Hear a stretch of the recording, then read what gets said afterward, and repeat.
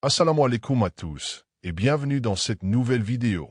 Aujourd'hui, nous allons aborder une question qui suscite beaucoup de débats parmi les musulmans. La musique est-elle autorisée en islam ou interdite?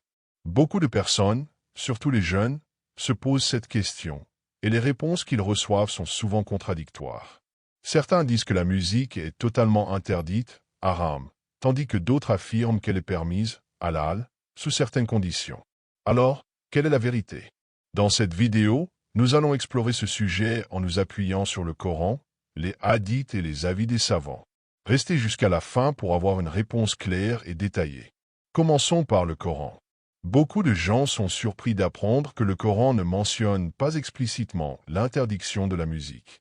Contrairement à l'alcool ou à l'adultère, il n'y a pas de verset qui dit clairement « la musique est interdite ». Cependant, certains versets donnent des indications indirectes. Par exemple, dans la sourate Luqman, verset 6, Allah dit « Parmi les gens, il en est qui achètent des divertissements futiles, là où Allah dit, pour égarer hors du chemin d'Allah sans savoir et prennent cela en raillerie. Ceux-là subiront un châtiment avilissant. » Beaucoup de savants expliquent que l'expression « divertissement futile », là où Allah dit, fait référence aux chansons et aux instruments de musique qui détournent les croyants du rappel d'Allah. Cependant, d'autres érudits interprètent ce verset de manière plus large, en disant qu'il peut désigner toutes sortes de distractions inutiles, pas seulement la musique. Pour avoir une réponse plus précise, tournons-nous vers les hadiths du prophète Mohammed, paix et bénédiction sur lui.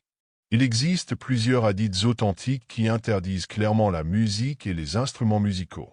L'un des plus connus est rapporté dans Sahih al-Bukhari, volume 7, hadith 5590, où le prophète dit « Parmi ma communauté, il y aura des gens qui rendront licite l'adultère, le port de la soie pour les hommes, la consommation d'alcool et l'utilisation des instruments de musique. » Ce hadith est très important pour deux raisons. Le prophète associe la musique à des actes clairement interdits, haram, comme l'adultère et l'alcool. Cela montre que la musique est également interdite.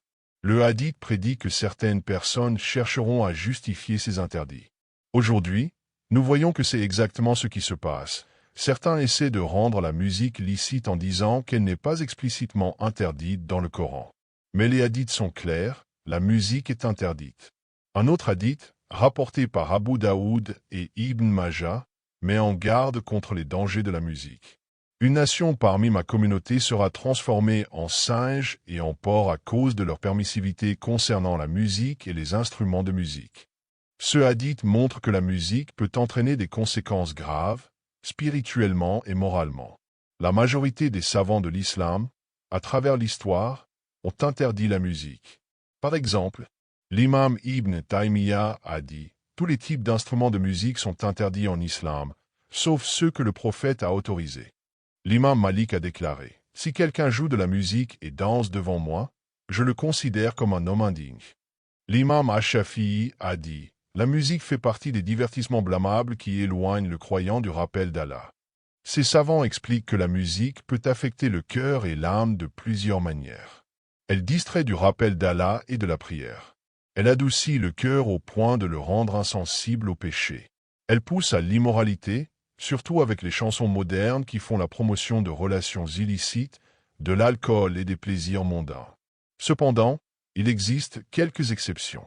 Par exemple, le tambourin, daf, est permis lors de mariages ou de fêtes, comme le mentionnent plusieurs hadiths. Dans Sahih al-Bukhari, il est rapporté que le prophète a autorisé l'utilisation du tambourin et le chant lors du mariage de Aïcha, qu'Allah soit satisfait d'elle. Mais cette exception est très limitée et ne s'applique pas à tous les instruments de musique. En résumé, la musique en général est interdite en islam selon la majorité des savants. Les hadiths sont clairs sur ce point, et les instruments de musique sont considérés comme une distraction nuisible. Cependant, il existe des exceptions, comme le tambourin, daf, qui est permis dans des occasions spécifiques, comme les mariages. Il est préférable de rester prudent et de se concentrer sur le rappel d'Allah et les bonnes œuvres. Si vous avez aimé cette vidéo, n'oubliez pas de la partager avec vos proches et de vous abonner à la chaîne pour plus de contenu sur l'islam. Et surtout, rappelez-vous, notre objectif en tant que musulmans est de plaire à Allah et de suivre la voie du prophète Mohammed, paix et bénédiction sur lui. Que Allah nous guide tous sur le droit chemin. Assalamu alaikum wa rahmatullahi wa barakatuh.